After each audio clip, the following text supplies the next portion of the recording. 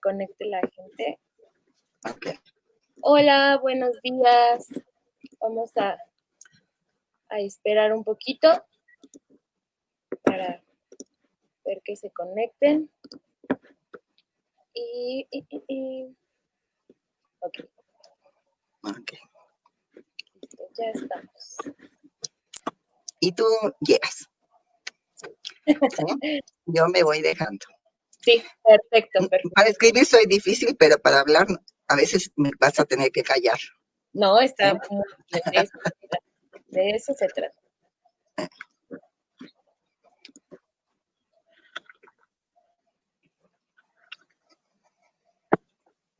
Hola a todas, chicas, las que ya nos están viendo. Buenos días a todas.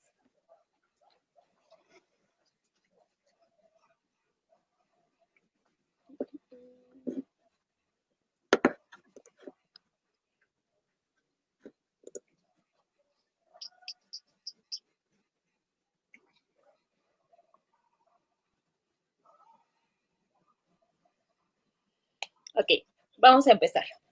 Bueno, Buenos días, chicas. Buenos días a todas. Estoy muy contenta por estar aquí con una mujer muy talentosa que nos va a contar todo lo que ha vivido. Ella es Fanny Darjans González. Y pues bueno, Fanny, bienvenida. gracias.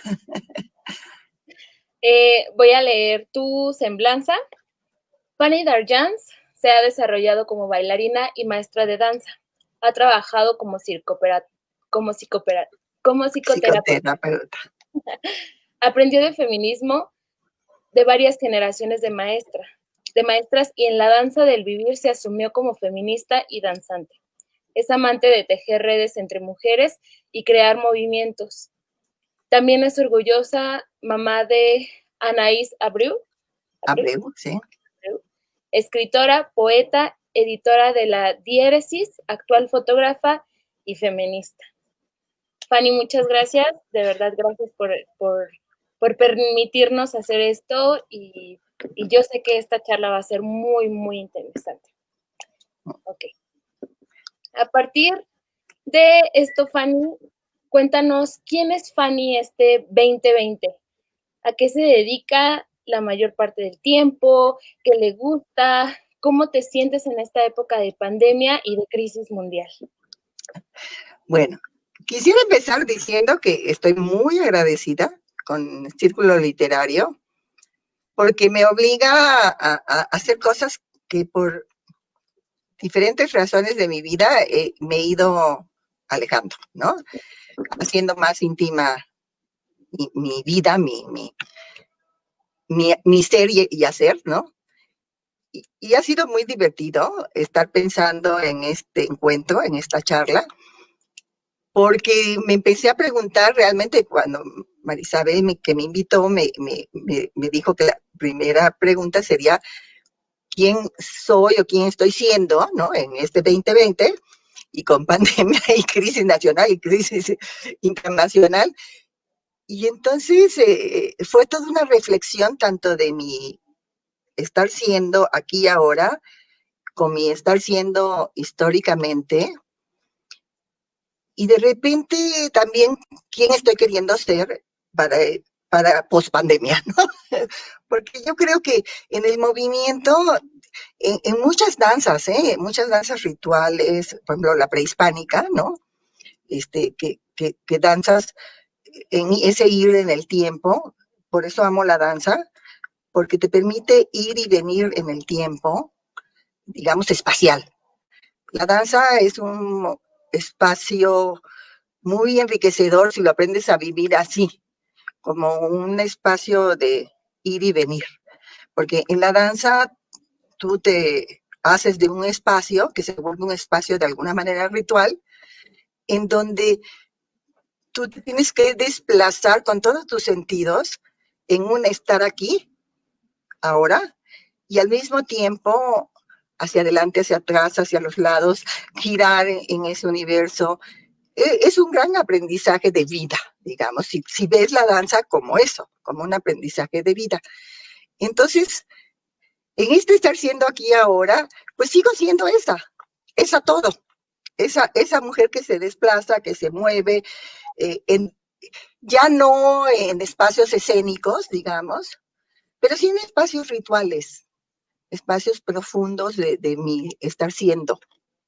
Yo creo que, y aún uno aprende quizás también, no nada más en la danza, en todas las artes yo creo, uno aprende a que la vida no es fija, la vida es movimiento y que a veces los movimientos son difíciles, a veces son caóticos, a veces son relajados y depende de cómo tú los vas eh, digiriendo. Yo creo que digerir, la vida es mucho digerirla, es aprender a disfrutarla.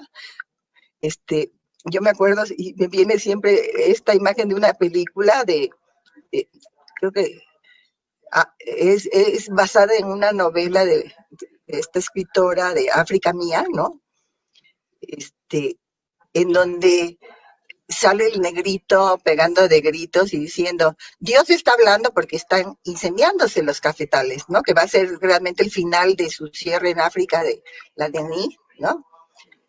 Y que así es, o sea, los caos, las grandes tragedias humanas, son una gran prueba para quienes vamos a tener la resiliencia de la sobrevivencia y del valorar realmente este mundo, ¿no? Entonces creo que ahí sigo yo, porque lo aprendí yo creo que a temprana edad y la danza contribuyó.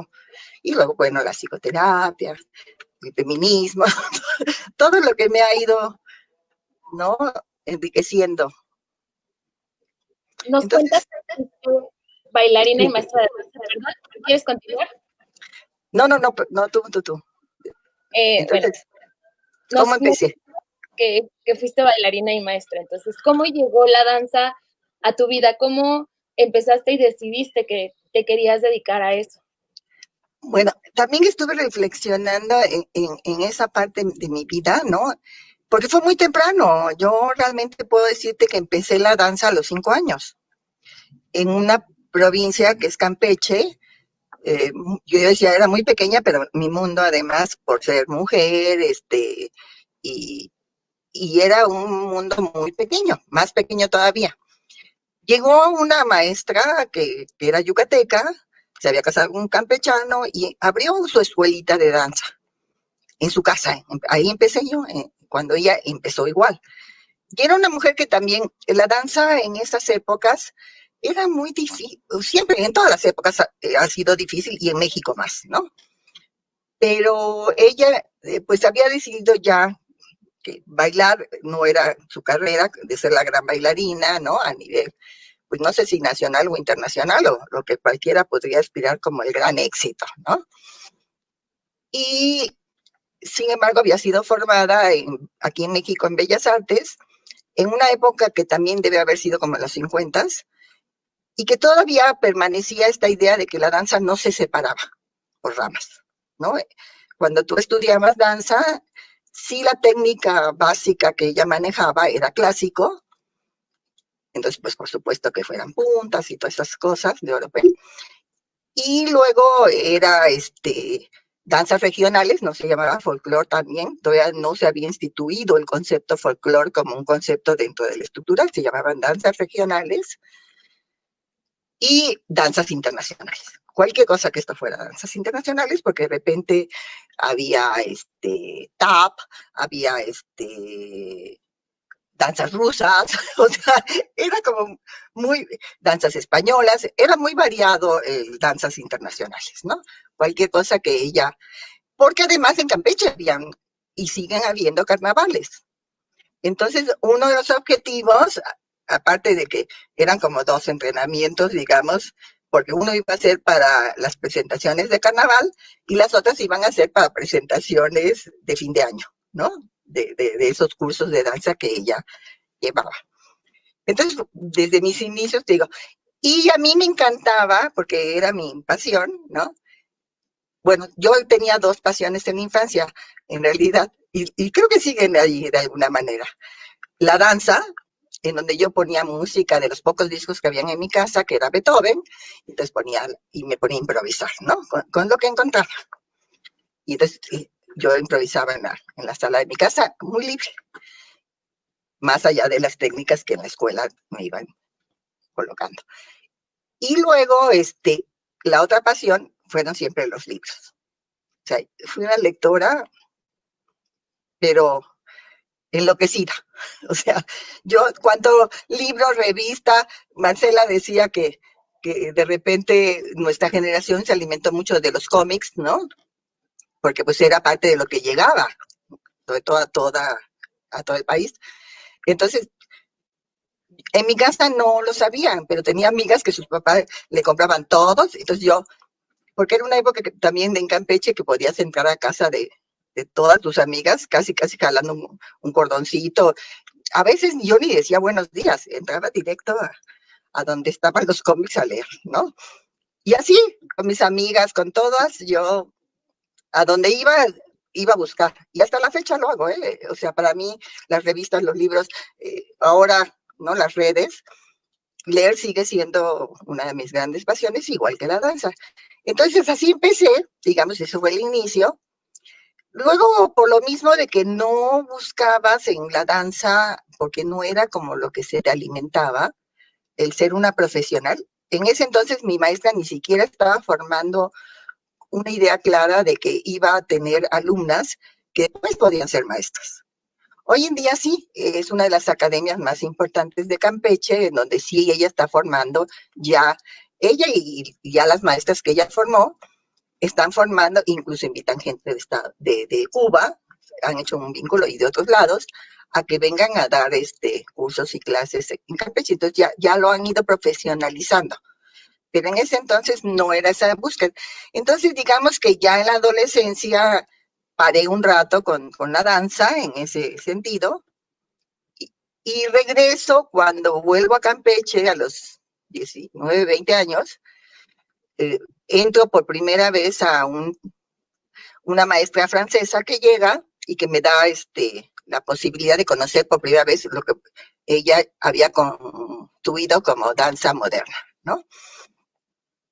Y yo dije, wow, es lo mío, sin zapatillas, porque además yo ya había leído a Isadora Duncan, que creo que es una de nuestras grandes inspiraciones en la danza, ¿no?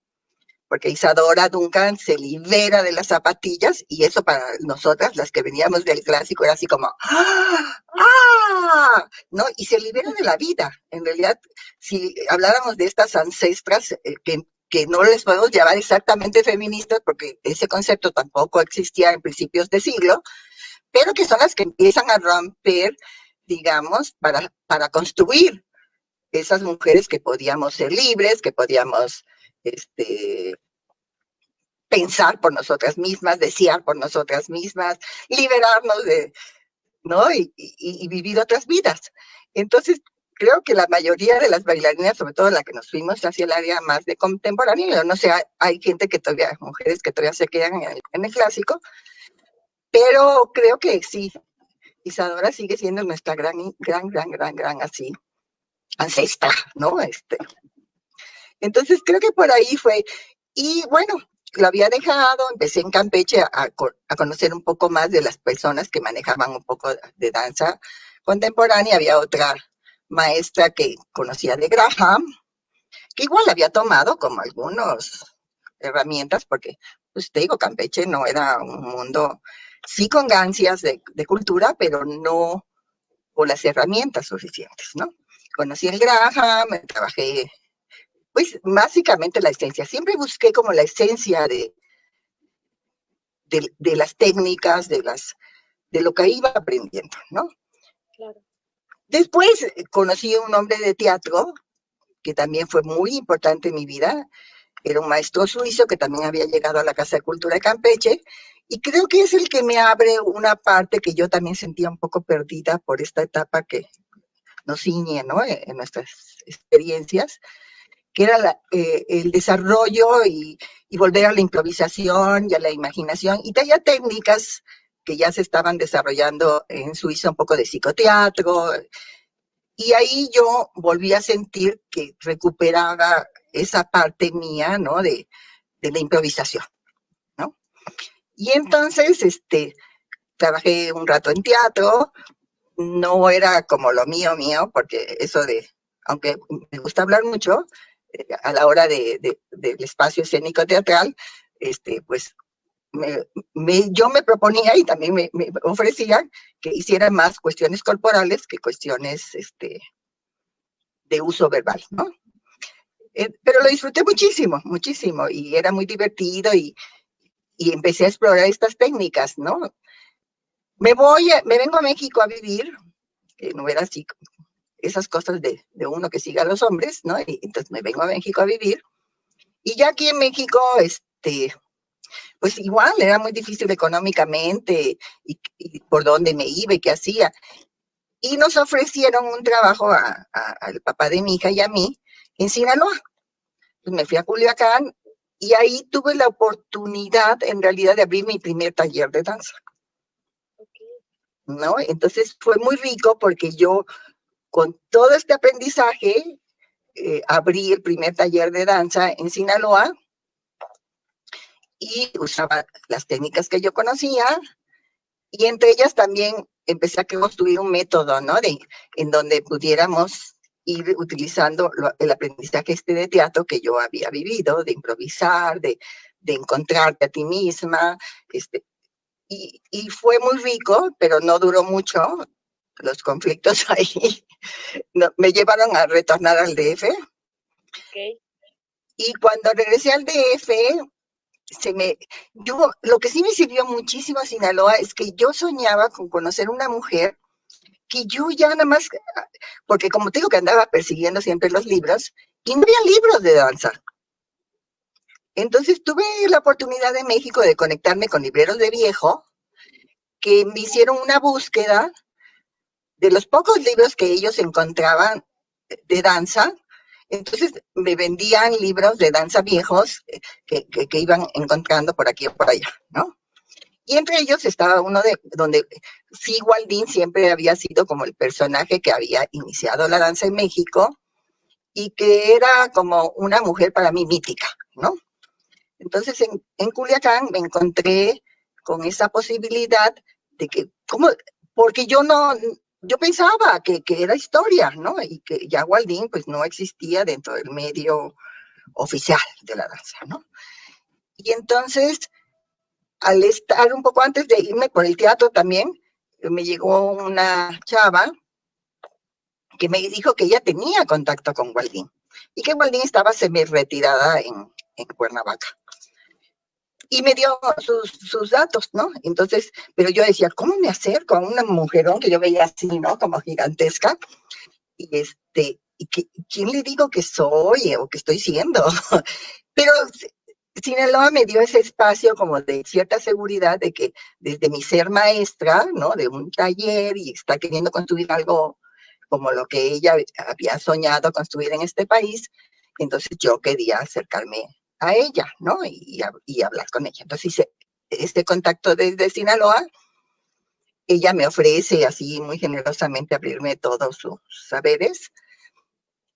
Cuando yo regreso a México, me había conectado con una de sus alumnas también, que es Atenea Baker, y entonces yo me acerco a ella, me da unas grabaciones de esos de cassette, de carretito, ¿no?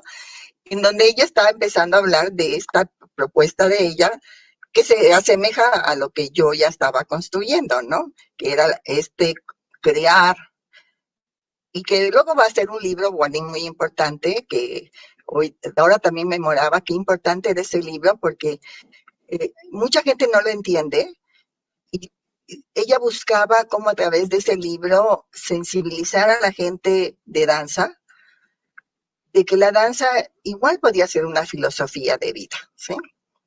Y entonces crea su libro que le llama a ella de creación continua, o sea, la danza, una creación continua, y eso fue lo que, digamos, a final de cuentas fue muy rico porque Waldín en ese momento que yo llego está dispuesta a abrir otra vez, digamos, un tallercito muy ajustado de gente que quiere aprender a hacer coreografía en Cuernavaca. Entonces yo que ni tenía dinero, pero yo no sé cómo de veras me las inventaba y cada sábado me iba a mi taller de coreografía con Waldín. Y ahí empecé a vivir a esta Waldín que se convirtió en mi mamá maestra, yo le decía, ¿no? Porque no solamente fue mi maestra, sino fue una gran acompañante de vida. Waldín era una mujer que en ese momento ya tenía más de 70 años, pero estaba todavía con un afán de vida, con un querer construir y crear todavía. También se dieron y se conjuntaron cosas. En ese entonces entra Bellas Artes, creo que era Bellas Artes, sí, un hombre de dirección que con este nuevo grupo con el que viene, deciden apoyarla para que ella pueda dar talleres, para que ella pueda volver a crear, y es su última coreografía, de hecho, de vida que ella hace. Y ella era una mujer de izquierda, feminista, entonces fue toda esa gran enseñanza, ¿no? De apertura a mi vida. Entonces, esa es mi historia un poco en la danza. Al mismo tiempo, cuando regreso a México, también una conocida, una mujer que había conocido, trabajaba en la UAM, pero pues en ese entonces ni siquiera en una plaza, era así por honorarios, muy mal pagada, era en la UAM Azcapotzalco, y ella estaba un poco dañada ya físicamente, porque en la danza mucha gente se daña físicamente. Yo digo que es muy similar al deporte de alto impacto, porque sí acabamos como la mayoría, ¿no? De los bailarines con las rodillas despedazadas, con la columna, ni qué decir. Y ella que había llegado a ser una bailarina que tuvo la oportunidad de que fuera becada en Londres, en un gran yeté, ¿sí?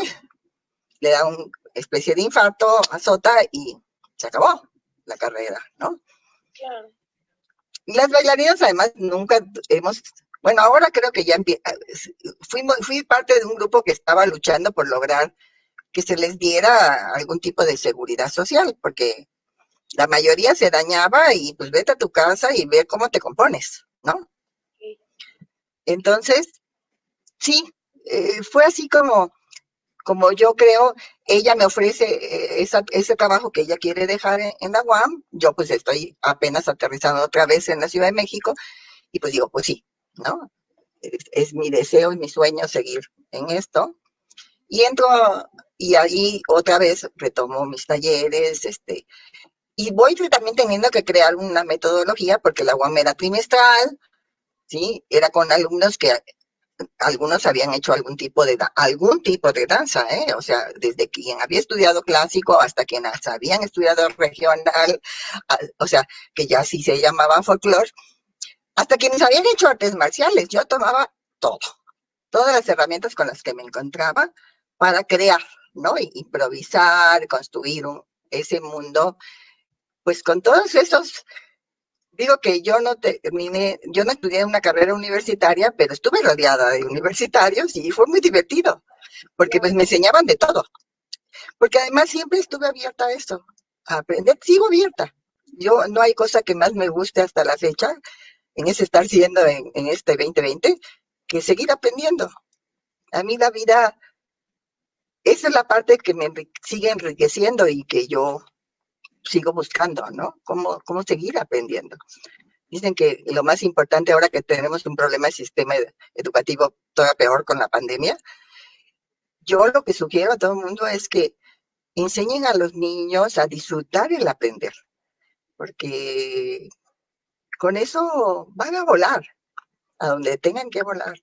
O sea, las materias, el conocimiento lo puedes adquirir, ¿no? Ahí está lleno de conocimiento.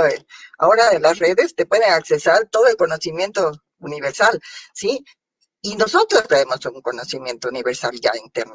interno, ¿no? Entonces, lo más importante es aprender a perder. Entonces, así fue que me hice, y de ahí realmente acabé, porque me dio la oportunidad la Guama, además, tanto en Waldín, de trabajar esta última coreografía con ella, que por cierto es maravillosa, por lo que ella buscaba, ¿no? Que ella le llamó de los tres rostros de Carmen Cerdán. Y Waldín nos llevaba a todas partes a investigar, ¿no?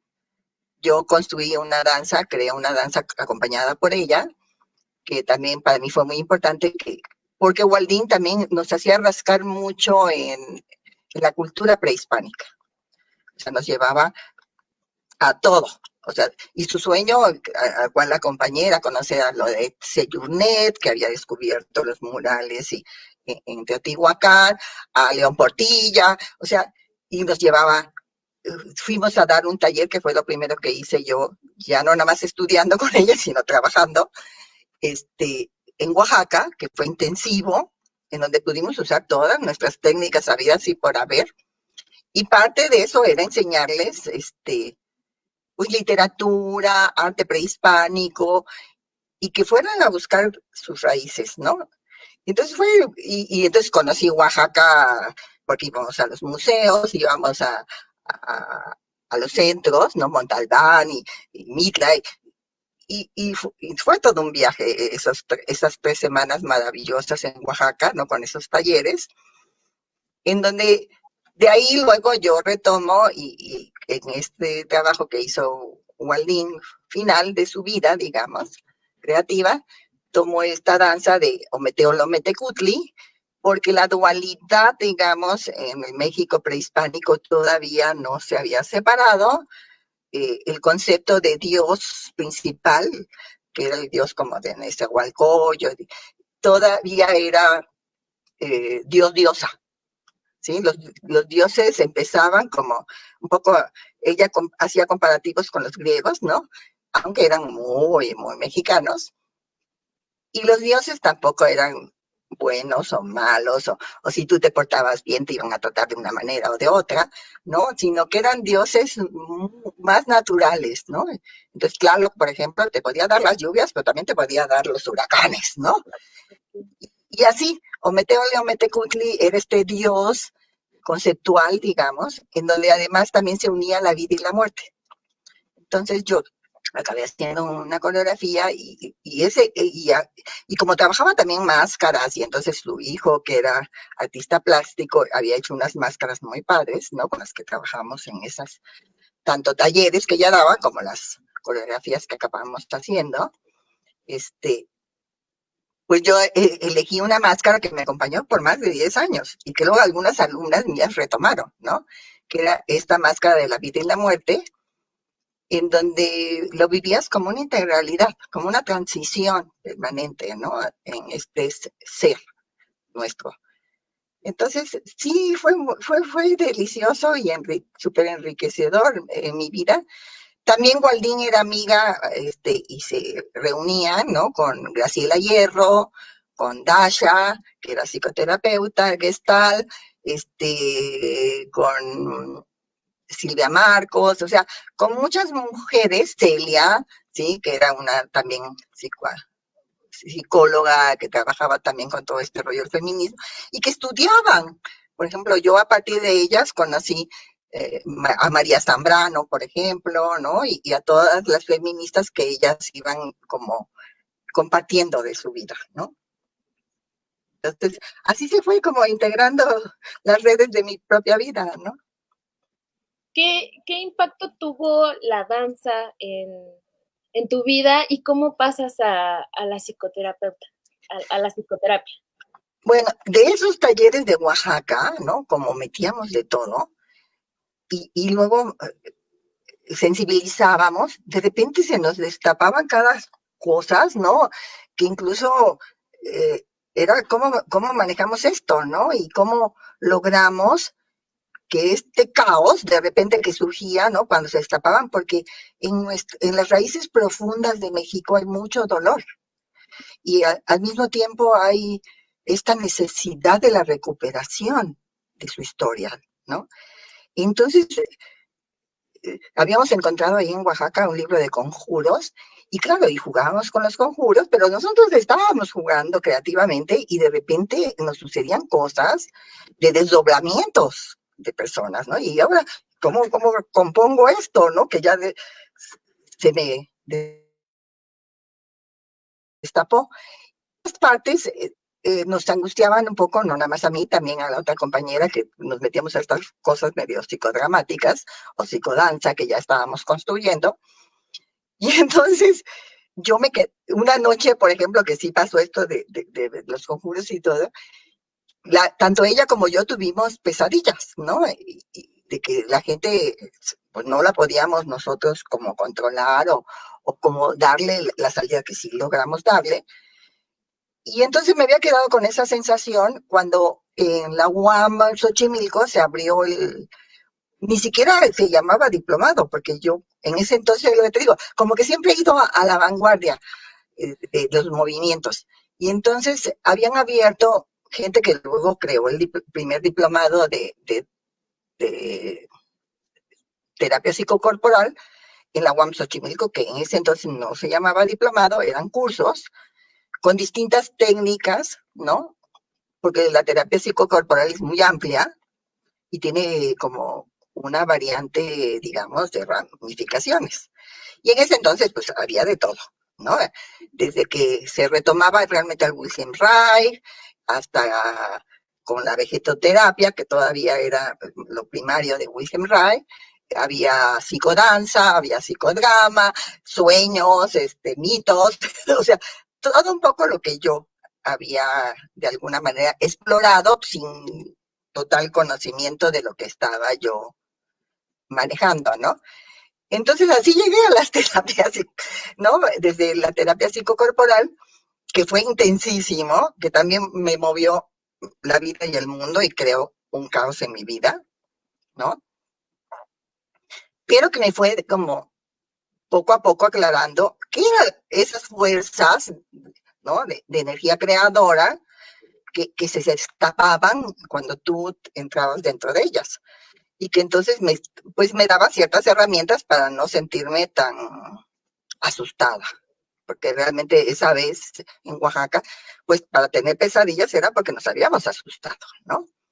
Y que nos pasó en otros momentos, porque cuando trabajas con lo profundo de tu ser y de tu cuerpo, pues te van a destapar cosas que tú, si no entiendes, pues no sabes ni siquiera que casi instintivamente es como lo estás, pues, moviendo para que tenga un espacio creativo, ¿no?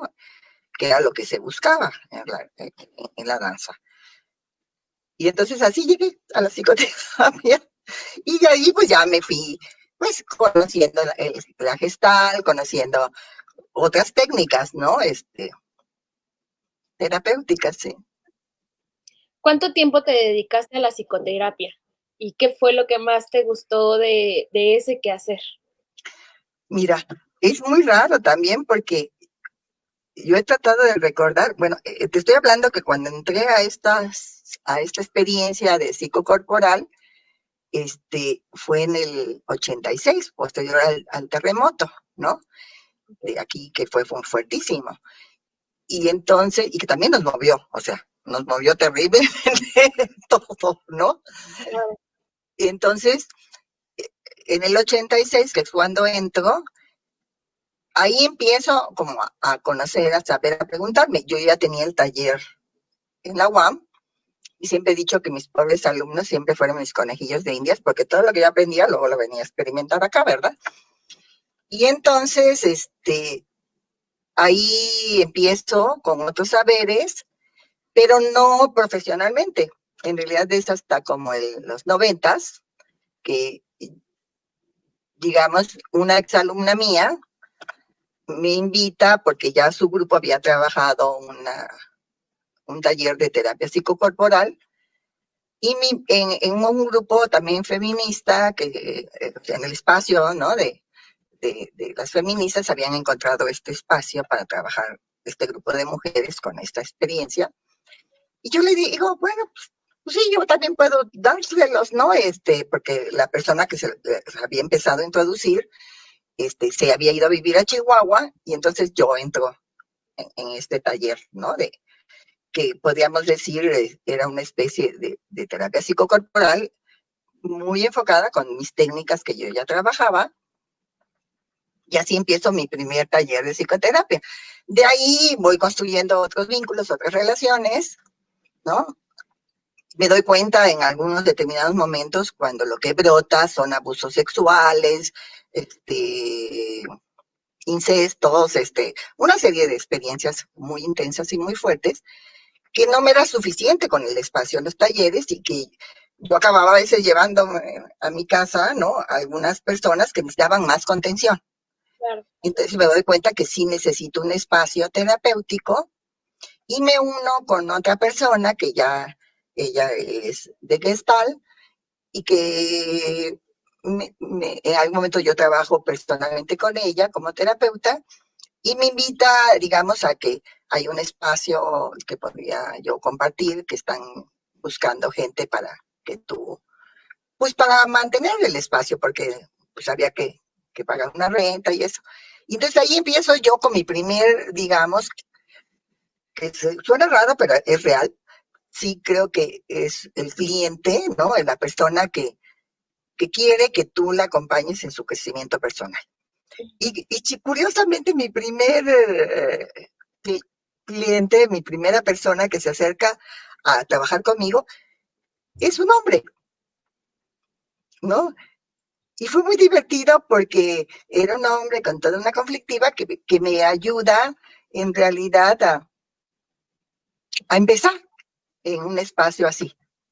Y luego poco a poco esta compañera de Gestal, Alejandra Buxt, crea un espacio, ya tenía construido que era una red de psicoterapia y entonces ella me invita en algún momento a trabajar con ella y poco a poco me voy involucrando en esta red psicoterapéutica donde había psiquiatras, había psicoanalistas, había gestalistas, sabíamos de psicocorporal y empieza ella también a querer formarnos más en su técnica que era la gestal, ¿no? Entonces, así fui construyendo. Digo, mi vida ha sido entrar a redes de mujeres, alimentarme con ellas, en ellas, y también pues danzar con ellas, ¿no? Yo por eso digo que la danza siempre está ahí permanente en mi vida, ¿no? En algún momento sí combinas la psicoterapia con otras disciplinas artísticas. Mira, en general, como también me alimenté del arte, ¿no? Entonces podemos decir que la principal, o sea, herramienta sigue siendo mi experiencia en la danza, ¿no? Pero como exploré de todas partes, exploré el tai chi, exploré el yoga, exploré las meditaciones, entonces creo que he ido construyendo, ¿no? Esa propia metodología personal en donde mezclo lo que es todo mi saber. Entonces he tenido, en algún caso, tuve una paciente muy interesante porque verbalizarle era casi imposible. O sea, apenas empezaba a tocar cosas íntimas o personales, se bloqueaba, que yo había vivido una experiencia similar, porque cuando yo hacía mi propio proceso terapéutico, de repente me empezaba a asfixiar y la terapeuta tenía que venir con un abanico a meterme aire porque yo ya no podía, ¿no? Pero esta se moría, o sea, se moría físicamente, digamos, entraba en un estado así de no ser. Entonces yo tenía que relajarla, tenía que lograr que ella. Y lo que empezó ella a lograr expresar un poco eran los colores. Entonces, pues, y yo había aprendido que los mantras eran útiles porque, digamos que mantras hay en el inconsciente universal, que es el círculo que te protege, que te permite, digamos, que psíquicamente tú contengas, ¿no? Sí. Toda tu psiquis un rato, ¿no? Y entonces se me ocurrió que pues empezara con eso, ¿no? Con círculos donde ella pintara colores y si venían formas, pues le fuera dando formas, figuras, y a partir de esa técnica que creé con ella, porque fue lo que sentí que era lo que podía funcionarle a ella, pues ya podíamos que ella me fuera desde ahí platicando, ¿no? Me fuera compartiendo ese interior de ella, ¿no? Entonces sí, pero siempre estuvo ahí toda esos aprendizajes de vida en mi hacer también terapéutico, ¿no? Y Bueno, luego, bueno, ay, perdón. no, luego también, bueno, yo tomé varios talleres que tampoco eran, te digo, institucionales dentro del aprendizaje de maestrías, Okay. que se llamaba, era una terapia holográfica, ¿no? Que era creada de alguna manera por una norteamericana que había tratado de juntar toda la información y todo el conocimiento habido para sanar, ¿no? Para sanar física, psíquica, mental. Y a mí esa técnica me sirvió principalmente para yo poder organizar, digamos, mi archivo personal. ¿Sí? Accesar yo de una manera más como internet, ¿sí? Porque así, incluso la maestra que nos daba una de las clases nos decía, es como el internet. O sea, tienes un mouse que es tu músculo, porque usaban kinesiología para entrar un poco a esa estructura de esta gran biblioteca interna que tenemos, y desde ahí tú entras, como en el mouse, a tu gran, ¿no? Espacio cibernético interno. Y entonces eso me ayudó a que yo pudiera como entender mejor lo que yo estaba ya de facto haciendo, pero que de repente lo sentía un poco caótico, desorganizado. Y decía, ¿por qué estoy en tanta cosa? ¿Por qué me meto en tantos saberes? ¿No? Y entonces eso fue parte también de mis aprendizajes, digamos, de vida. Okay. Y bueno, y constelaciones, ¿eh? Constelaciones que ya hablamos en otro momento de eso. Que entonces, pues también, constelaciones, mucha gente lo ve como un psicodrama, ¿no? Pero que tiene una fuerza distinta, ¿no? Y muy especial, y que también fue como, oh, esto es de lo mío, ¿no? En algún momento bueno, nos compartiste que dentro de toda esta red de mujeres que has encontrado y que has conocido, me encanta escucharte porque aparte sé que eres mamá y que hayas podido hacer todo esto me hace sentir que las mamás no tenemos que estar solamente dedicadas a nuestros hijos y que eso nos ayuda muchísimo como mujeres y descubrirnos personalmente y descubrir que tenemos otros motivos y que podemos hacer muchas cosas, me ilusiona muchísimo. Eso Claro. personalmente como mamá, porque a veces es muy difícil y escucharte me hace sentir que no todo está perdido. En algún momento mencionas el feminismo, ¿verdad? Entonces vamos a pasar a esto. ¿Qué significa para ti el feminismo? Pues mira, para mí el feminismo es como, si en verdad eres una mujer comprometida con la vida, no tienes más remedio. Yo, hay memes muy simples a veces, pero que son muy reales. O sea, no, ser una mujer del pensamiento, ser una mujer de creativa, ser una mujer que ama la vida, la tuya empezando, porque es muy importante, parte de la psicoterapia es que tú no puedes sanar si tú no has sanado, ¿no? Que eso es un decir, porque las pasamos sanándonos. Pero inevitablemente caes en el feminismo, ¿no? El feminismo para mí es una construcción de vida, ¿no? De mujeres que han venido luchando por más de un siglo, ¿no? Y digo por más de un siglo porque no se le llamaba, digo, ni siquiera a principios del siglo pasado, feminismo. Pero pues tenemos a las sufragistas, tenemos a las mujeres que participaron de la Revolución Mexicana, incluso de las que ya habían participado en la independencia en México. O sea, las mujeres siempre han estado ahí queriendo mejorar su vida y la vida de los otros y las otras, ¿no? Entonces, ese fue realmente para mí cuando me preguntan qué es el feminismo, pues es amar la vida y la vida de nosotras principalmente. Claro, claro, claro.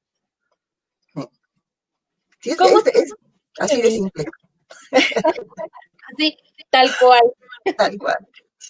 ¿Cómo te descubriste como feminista y en qué impactó para ti en tu vida y en el entorno en el que te desenvolvías? Mira, en realidad es muy rico porque aunque yo vengo de una mujer muy fuerte, que no conoció el feminismo como estructura ni como sistema, pero que tenía esta ansia también, ¿no? Del saber, del conocer, del querer ser una mujer distinta al medio un poco, pues, social muy constreñido de Campeche, que era mi madre. Digamos que haberme encontrado a esta otra mamá maestra que sí se reconocía a sí misma como feminista y que estaba rodeada ella de un grupo, porque cuando te hablo de Graciela Hierro, ya Graciela estaba creando el PUEC, ¿no? Entonces, ya había ese espacio o ese nido, digamos, de formación primaria para construirme como feminista. Entonces, la primera vez que me reconozco como feminista fue porque me reconoció otra, que fue mi mamá maestra. Y es a partir de un sueño que yo tengo, en donde yo se lo describo, que voy en una combi en la Ciudad de México y, y que me extraña que me encuentro con puestos de periódico, donde en algunos, sobre todo la mayoría, hay mujeres desnudas paradas, ¿no? Y que yo realmente me llama la atención que hacen esas mujeres desnudas paradas ahí en los puestos de periódico. Y así, básicamente esa es la esencia del sueño, se lo comparto a mi mamá maestra, que era parte de lo que hacíamos como aprendizaje coreográfico, que así empezaban las sesiones un poco, o terminaban, y muchas otras cosas ya que compartí con ella. Y entonces ella me dice, ese es un sueño feminista. Y entonces voy entendiendo qué me llevaba a que eso empezara yo a notarlo qué está pasando aquí, ¿no? Y luego cuando leí más, ¿no? Este, de cómo las mujeres íbamos a los puestos de periódico y ahí estaban las mujeres desnudas en las revistas para hombres, Claro. porque el amor que se nos proponía a nosotras no era esos desnudos, ¿no? Masculinos, sino femeninos, y los otros, pues eran las novelas románticas que podíamos nosotras accesar, ¿no? O sea, no, era como muy claro ahí, ¿no? Muy sensorial en el sueño, ¿no? Entonces ahí empecé a asumirme como feminista, de valer más sobre el tema, a saber más sobre, ¿no? El feminismo.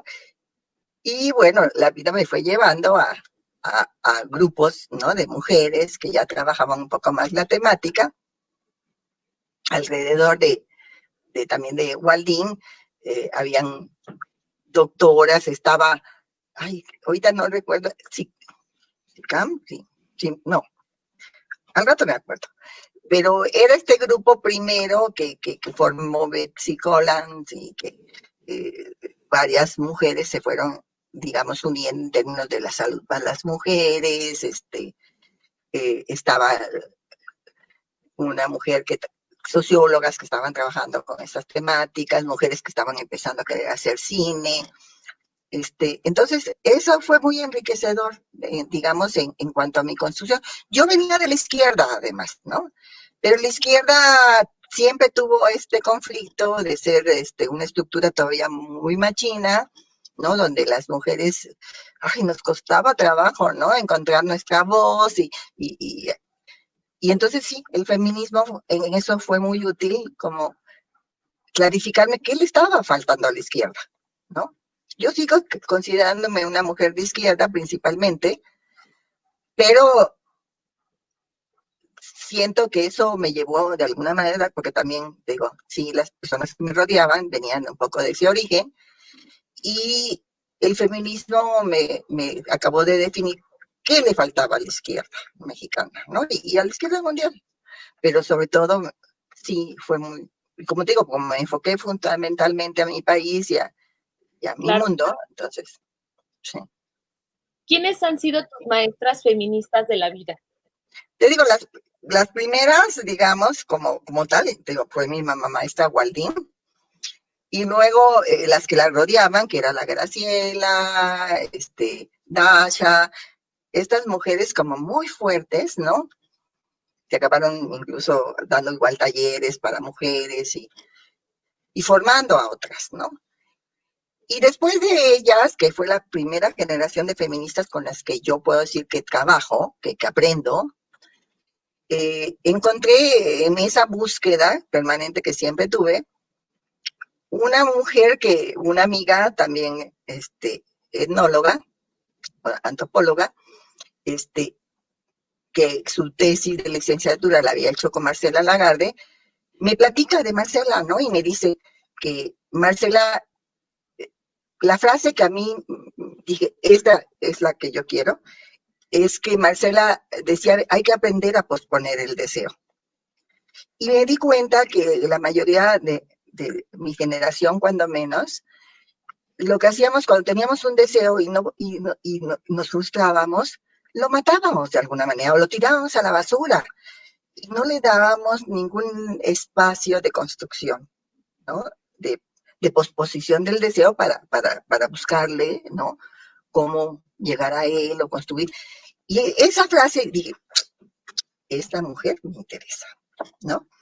Y estaba en ese entonces abriendo unos talleres con mujeres de católicas, ¿no? Para formación de feminismo, que fueron sus talleres Cassandra, que sigue dando de vez en cuando, ya cada vez menos, pero que nos formaron a muchísimas personas, ¿no? Porque eran de unas muy amplias temáticas. Y luego también abrió un taller de escritura, ¿no? En donde, te digo, empezaba por autonómbrate, platícanos quién eres, ¿no? Desde la escritura, y entonces ahí empecé también y entonces me entregué, o sea, me daba risa porque ella me decía, ay, pues mira, tú no habrás sido muy institucional, que digamos, y todas esas cosas de aprendizaje, pero eres muy exigente como alumna. No aceptas a cualquiera de maestra, me decía. Y entonces sí, siempre fui muy selectiva en estar como midiendo la enseñanza también y la aportación que alimentaba, ¿no? Mi vida mis necesidades. Claro. Entonces sí, fui muy... Dicen que cuando eres autodidacta, la gente da por hecho que no tuviste maestros o maestras. No, es porque hiciste eso que hice yo, ¿no? Que fuiste escogiendo en los libros, en los maestros o en las maestras, el conocimiento que tú requerías para construir tu pensamiento propio, ¿no? Claro. ¿Podrías compartir con nosotras alguna experiencia relacionada con el feminismo mexicano?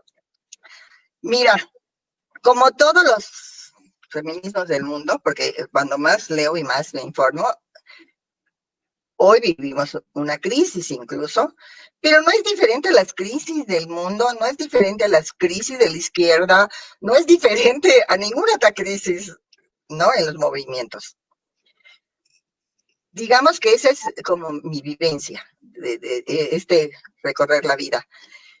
Yo quizás me sigue gustando mucho el feminismo mexicano, porque tiene valores muy importantes. Ahorita tengo esta exalumna mía de danza que luego me invitó a la psicoterapia y que luego decidió hacerse doctora en historia.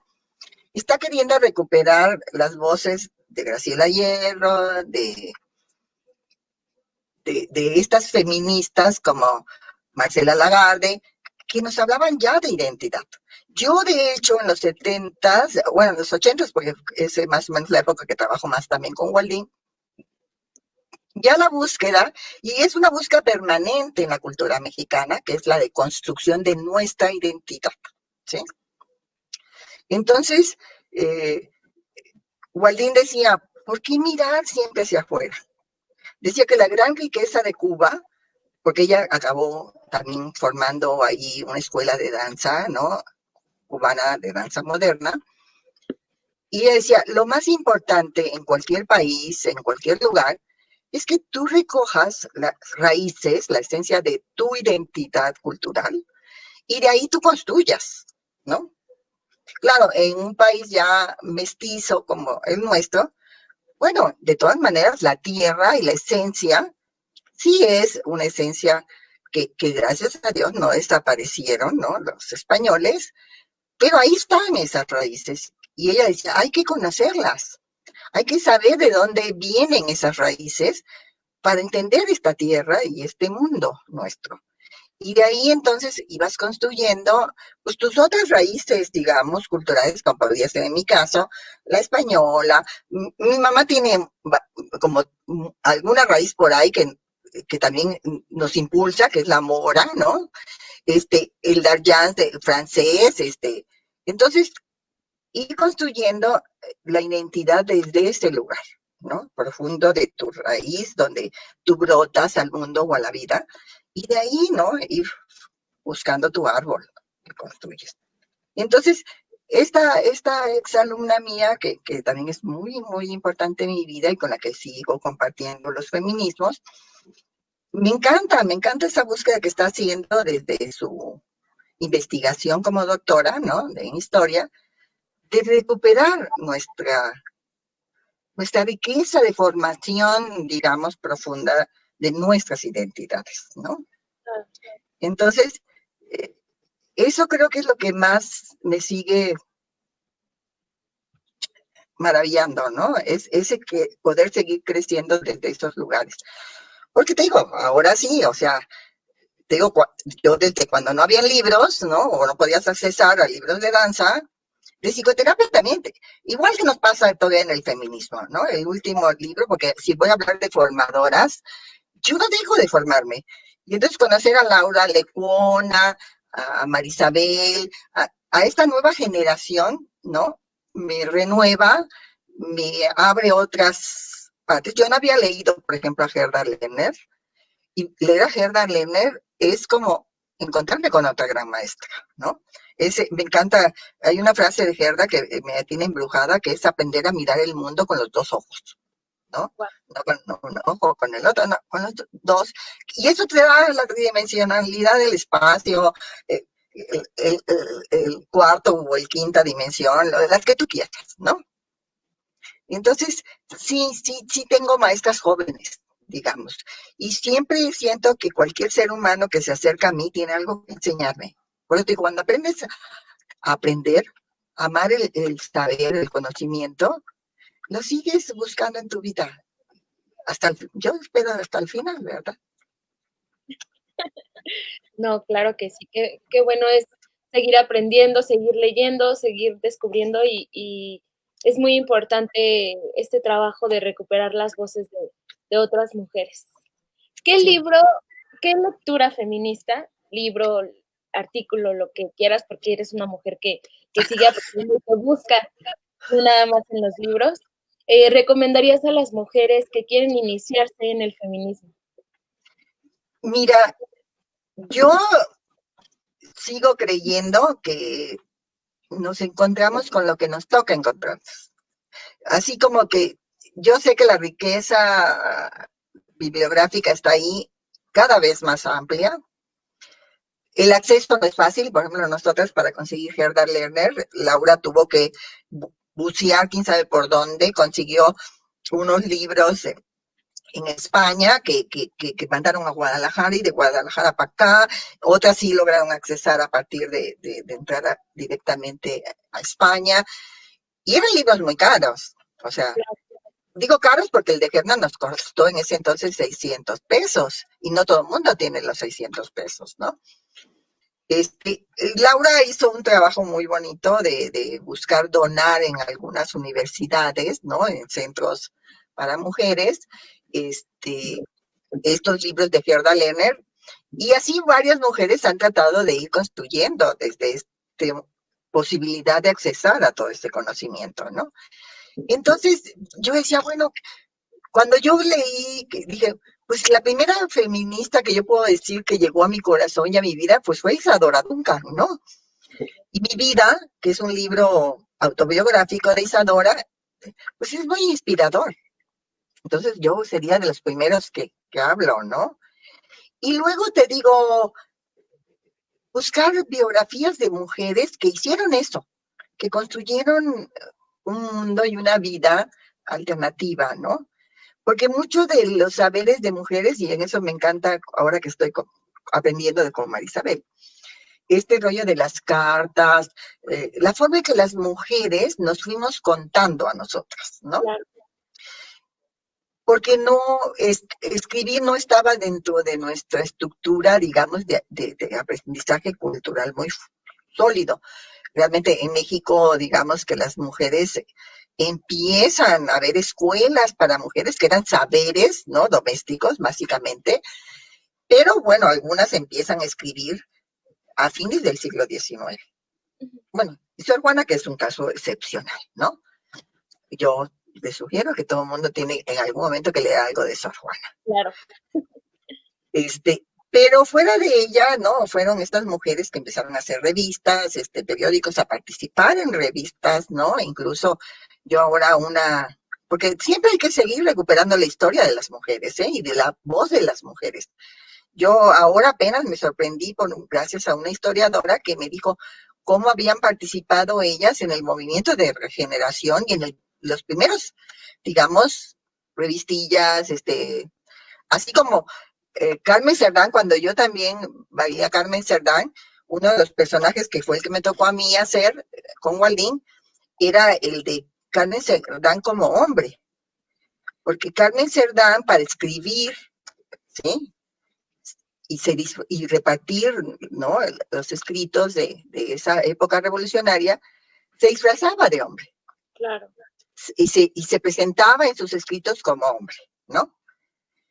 Que muchas mujeres lo hicieron en esas épocas, ¿no? Del siglo XVIII, XIX, y todavía permanecían en México en el XX, ¿no? Entonces, sí creo que es como, por un lado, mucho del saber está todavía en la palabra oral, digamos, de las mujeres, pero ya hay mucho más acceso en los internets, en las historias, y los libros, toma el que te llame. Yo siempre digo que los libros, tú no vas a ellos vienen a ti.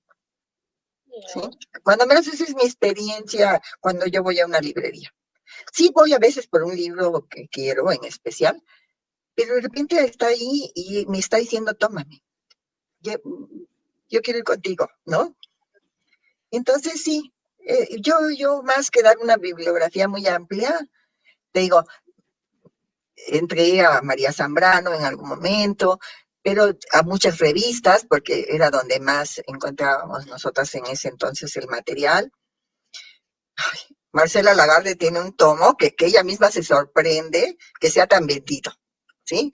Porque es un tomo que es muy difícil de acceso, digamos, porque es una tesis de doctorado, pero es una joya del conocimiento, digamos, de ella, que sería los cautiverios de las mujeres, ¿no? Y que ahí te puedes ver en muchos momentos de la vida. Y también te da así como esas claves, ¿no? Que también tiene un librito que ahorita creo que va a salir uno nuevo de ella comercial, porque además Marcela, o sea, pues era el libro de acceso a Marcela, que era de los cautiverios, que era una tesis de doctorado publicada por la UNAM y que ella se sorprendía que mucha gente la leyéramos, ¿no? Claro. Y que luego se reeditó por la UAM, lo cual la sorprendía todavía más que un libro de esa magnitud fuera tan leído. Y es la necesidad, ¿no? Y luego ya hay una tercera edición de Los Cautiverios que esta vez sí salió conjunto a la UNAM con una editorial comercial. Entonces, pues imagínate, ¿no? Yo le decía, pero bueno, porque Marcela igual viene de la izquierda, y yo le decía, ay, Marcela, ¿por qué creaste realmente el capital de Marx en este tomo tan amplio? Le decía, ¿qué no pudiste hacer el manifiesto comunista? ¿No? Que era así chiquito. Y entonces ella se reía y decía, pues sí, pero primero tuvo que hacer el capital Marx para luego hacer el manifiesto. Y dije, bueno, pues no, ahí vamos, ¿no? Sí, Y hay muchos libritos con organizaciones y Marcela, entonces buscar a Marcela en lo que tengas acceso, posibilidad. Ahora está teniendo unos videos en Zoom maravillosos. Entonces, es una gran riqueza de saberes y conocimientos, ¿no? Entonces, yo por ahí te digo, si tú te estás iniciando, quieres, ábrete al saber, ábrete al aprendizaje. Claro, muchas gracias. En tu semblanza y ya aquí también platicando, sabemos que eres mamá de Anaís. Cuéntanos cómo fue para ti combinar la danza, el feminismo, la maternidad, la psicoterapia. La psicoterapia. ¿Consideras que tu maternaje fue feminista también? Pues es inevitable, ¿no? Porque además ya cuando mi hija nace, pues nace rodeada de este mundo que te estoy diciendo, porque mi hija nace cuando yo ya estoy con Waldín, digamos. Waldín incluso en ese sentido fue un acompañante de mi proceso de maternidad y estuvo ahí de alguna manera presente, con toda su personalidad, tenía una personalidad que a veces era una monstrua, ¿sí? Entonces mi hija y la hija de otra amiga que también estaba ahí en el grupo, me cuenta ahora mi hija, ¿no? Que, claro, Waldín era como el ser que te acercabas y no te acercabas, que tanto te acercabas, ¿no? A ese monstruo de personalidad, además ya con poca paciencia para los niños, pero sí le gustaban las nuestras, ¿no? Las nuestras. Y pues formaban parte porque acabamos celebrando cumpleaños, navidades, ahí con ella, ¿no? Y entonces sí, a mi hija dice que la hija de mi amiga, que es un poco más chica, y ella jugaban a la bruja, ¿sí? Waldín era la bruja. Pero ella decía que todos los niños deben de tener una bruja así, ¿sí? Porque esa bruja a la que había que temerle de repente, pero era muy atractiva por el otro lado, y entonces ellas iban y venían en ese juego, ¿no? De la bruja. Y sí fue un personaje también muy importante para ellas, ¿no? Para mi hija en especial. Y yo pues vivía en la locura del cambio permanente. Y entonces, pues sí, a veces, o alguna vez en alguna de las terapias que hice, como que traté de hacer en la vida, porque no duré gran cosa, con una psicóloga, me decía, es que te estás llevando a tu hija entre las patas. ¿Y cómo no me la llevaba entre las patas, no? Porque si la gente cree que el feminismo es fácil, construir a ti misma, construir el mundo que en un sistema patriarcal no es nada fácil, ¿no? Es muy inspirador, te despierta grandes ¿no? Pasiones y grandes experiencias de enriquecimiento personal y compartido, cuando ya lo compartes con mujeres, pero no es fácil, ¿no? Y entonces, y menos en mis tiempos, ¿no? Claro, claro, claro. Pero sigue siendo, yo cuando voy a las pequeñas provincias o a los municipios, ¿no? Más apartados del país luego, y no tan apartados, aquí en el Estado de México, por ejemplo, pues ahí sigue prevaleciendo lo que yo fue mi experiencia, ¿no?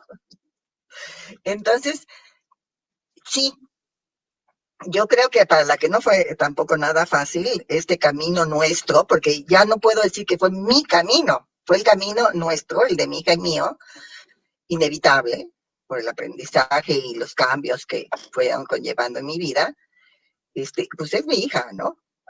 Es mi hija que tampoco le fue nada fácil, no le sigue siendo fácil, pero que nos ha unido y nos sigue enriqueciendo, ¿no? En nuestras discusiones, en nuestros compartir, ¿no? Libros, experiencias, etcétera. Entonces, yo sí, no puedo decir, pero jamás me lo perdería, la experiencia. Yo siempre sentí que mi hija me abrió futuros, no un futuro, futuros, ¿no? Que mi hija me impulsaba al compromiso. O sea, yo sentía que quería un mundo mejor para ella, Claro. no nomás para mí ya, ¿sí? O sea, me sacó más de este ego personal, ¿no? Al ego más ampliado o a buscar otras formas, ¿no? Entonces sí, para mí mi hija ha sido una gran inspiración. O sea, así como quien tiene su muso o su musa, yo puedo decir que mi hija es mi gran musa, ¿no? De la vida. Y sí, sigo siendo como muy gozosa de su existencia, ¿no? En mi vida. Claro. Y Sí, los hijos nos acompañan en el camino totalmente.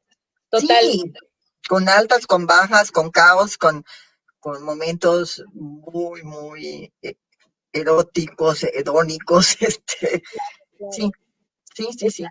Es aprender a dar un cachito de ti para todo lo que quieres ser para ella o ellos Eh, y también para ti personalmente. sí. Y así ha sido en mi vida, ¿eh? O sea, yo por eso dije que yo me dedicaba a sembrar semillas y bueno, las plantas que van surgiendo y luego me enlazan o me abrazan, pues son las que me enriquecen, ¿no? Y te digo, no nada más, mi hija no le gusta porque algunas alumnas o viejas, ¿no? Consultantes, a veces me toman como yo a mamá Waldín, ¿no? Acabo siendo la mamá Fanny de otras, ¿no? Y mi hija dice, no, la única hija soy yo, ¿no? Y bueno, sí tiene un lugar único y especial, pero sí puedo decir que también he formado o he construido vínculos, ¿no? De maternaje, en este Claro, caso, con muchas otras lindas y hermosas mujeres que siguen enriqueciendo mi vida, ¿no? sí, claro. Te tomas de ellas todo y ellas toman de ti Sí, también y se sí. llevan. Claro que la afortunada es Anaís. Ella sí. También no, también ha sido así como que ha habido momentos en su vida en que yo soy casi su desgracia en la vida, ¿no? Pero sobre todo en la adolescencia fue más fuerte eso, pero sí, a veces es un te amo, te odio, ¿no? Que también hay que prepararse a eso, ¿no? Claro, Por eso no podemos apostar todas nuestras canicas a los hijos, a ninguna otra persona, ¿no? Yo siempre digo que tenemos que aprender a conocer nuestro eje, tanto corporal como emocional, y de ahí, sí, partir a girar primero sobre nosotras mismas y luego darnos cuenta que hay un mundo para mirar afuera, ¿no? Entre ellas, una parte muy importante de ese mundo pueden ser o no. Mi hija decidió que no quiere tener hijos, por ejemplo, ¿no? Y sus hijos, aunque trata de convencerme de que también puedo ser la abuela de sus gatos, en realidad sus hijos son sus libros, es todo su mundo de creatividad, claro. pero no siento que los hijos tienen que ser nuestro todo tampoco en la vida, ¿sí? Y eso sí, las mujeres tenemos que cuidarnos porque Marcela ponía, cuando hablaba de madres, hijos o hijas, ¿no? Ponía como el símbolo mamá como una circunferencia de este enorme tamaño, en donde metía y mete la cultura todo. O sea, somos las maestras, somos las enfermeras, y luego nos los venden como qué bonito, qué maravilloso todo eso que somos, ¿no? Yo quiero ver quién puede realmente cubrir esa expectativa de maternaje que nos piden, ¿no? A las mamás. Es imposible. Entonces, tenía una amiga que me encantaba que me decía, como mira, ya sé que tarde o temprano la voy a frustrar, la voy a traumar y lo que sea, pues mejor la voy juntando para su terapia, ¿sí? Porque no, tampoco podemos ser estas mamás perfectas, los mundos perfectos no existen y sí son muy intensos. Y entonces no nos tenemos que exigir eso, ¿no?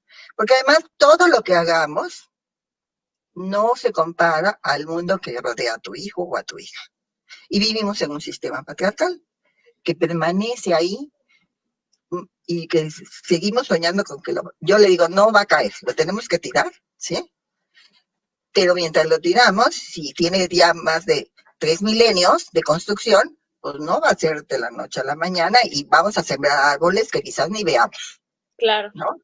claro. Pero es no caer en esas trampas de autoexigirnos la perfección cuando eso no existe.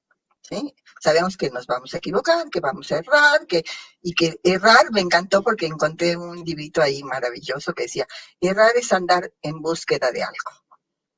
¿Sí? Entonces, permitámonos que ese principio que existe ahí, pero que de repente las mujeres no queremos asumir, que es, vamos a errar, ¿no? Y es autovalorar lo que sí estamos buscando. lo que sí estamos queriendo construir, ¿sí? Para ese mundo que, por cierto, la que también quiera leer, ahí está Rosario Castellanos, ¿no?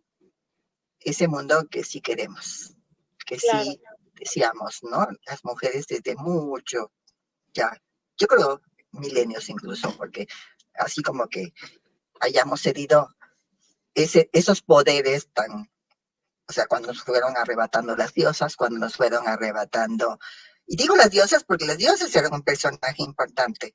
Yo a veces digo, hay que recuperarlas, no porque para crear nuevas diosas si queremos, ¿no? O sea, o si necesitamos, o construirnos desde, pero desde el espíritu, ¿no?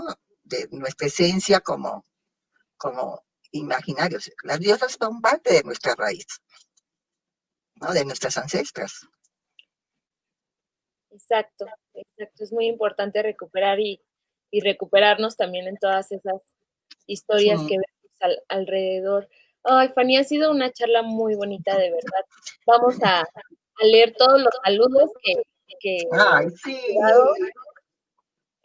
Lila O nos dice la vida es movimiento. Candy Kurokawa nos dice, me encanta la vida, es movimiento y los movimientos no son fáciles. Qué hermoso escuchar a una mujer con una visión tan completa y profunda de que consiste el movimiento como aspecto social, como arte y como parte del ser humano. Lucrecia Infante nos dice, hola, qué guapas. Y Jen nos dice, saludos desde Colombia, la danza es el movimiento de nuestros cuerpos y ese movimiento es la poesía que palpita y se libera al vuelo. Edna Espíndola dice, la danza es memoria. Fanny, ese dicho hizo tocar mi raíz profunda como mujer. La memoria es resistencia y es un arma contra los olvidos, claro que sí. Gracias por gestar a través de esa pócima llamada danza a mujeres que lograron autoconocer su cuerpo y sus emociones. Tuve la suerte ingente de ser una de las muchas mujeres que tuvimos a Fanny como una mamá maestra. Te quiero siempre, Fanny. Te envuelvo en conjuros queditos que tú un sabi para que tu existencia siga fluyendo. Mar nos manda corazoncitos. Natania Sánchez dice, hola Fanny, gracias por compartir tu experiencia. Y Lucrecia Infante, gracias por compartir toda tu sabiduría. Muchos besos. Bueno, sí, algunas me han acompañado en la vida y sus saberes también. Claro que sí, esta ha sido una charla muy bonita, Fanny. Te agradezco muchísimo, de verdad, con toda la admiración y el respeto hacia ti, como mamá, como danzante, como mujer, como psicoterapeuta. De verdad fue muy grato para mí estar aquí contigo. No, realmente fue, aunque ya habíamos compartido, ¿verdad? Porque te digo, a veces, uno de los papeles que más amo en la vida es ser estudiante. O sea, colocarme realmente en ese lugar de, sí, tengo una gran experiencia, pero decía ahí un filósofo muy, muy antiguo, este, que cuando más aprendes, más claro te queda lo que ignoras, lo que Claro. no sabes, lo que tienes todavía, ¿no?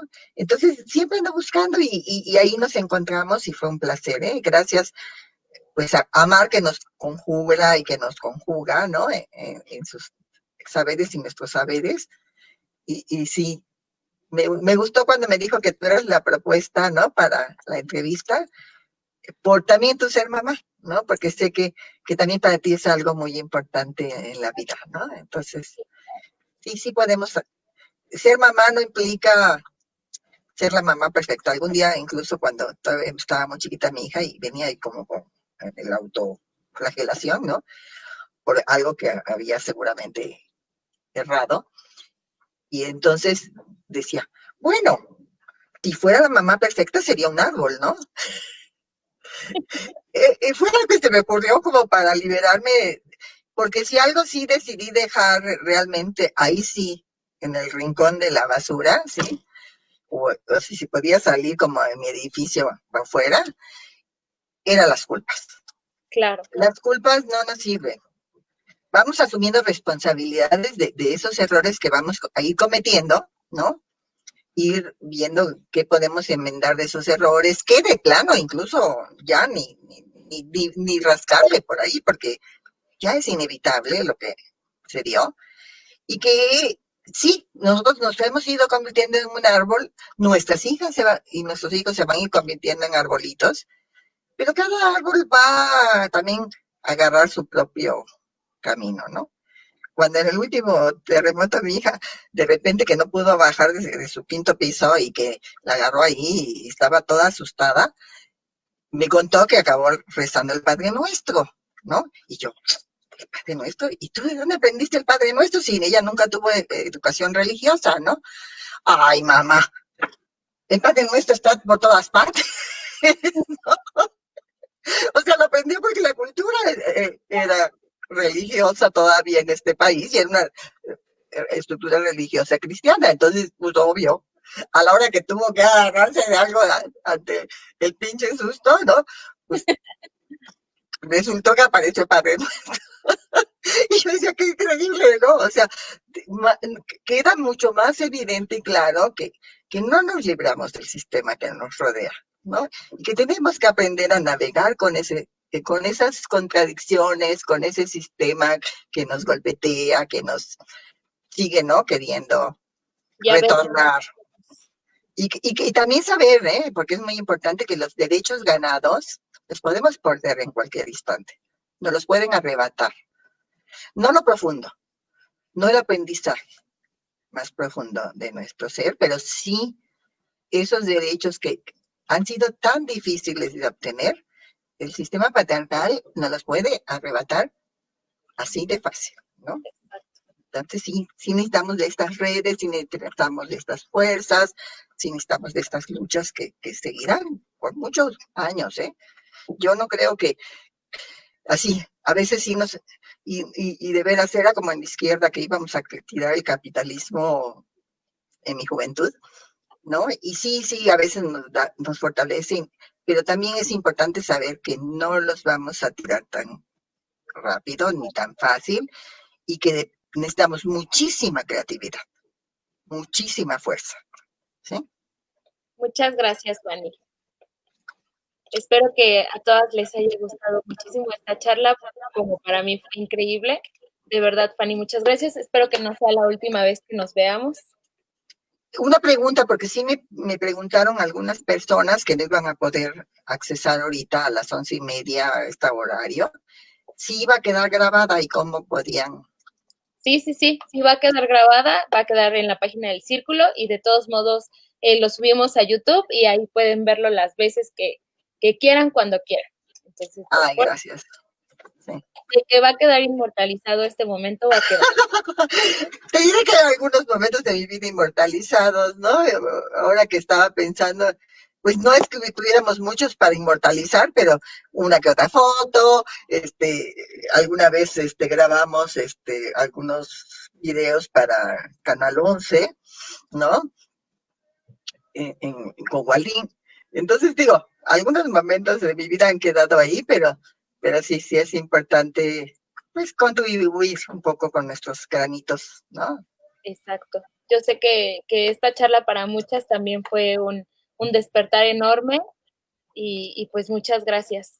Muchas gracias. Ah, a ti, Michelle. Muchas gracias a todas las personas que nos vieron. Les recuerdo que está el Círculo Literario de Mujeres, donde pueden compartir sus experiencias, donde les compartimos cursos, talleres y pues estas charlas que son muy importantes para que las voces de mujeres tan increíbles como la de Fanny llegue a muchas más mujeres y hagan un cambio muy grande. Muchas gracias a todas. Que tengan bonito fin de semana. Gracias, Fanny. Gracias.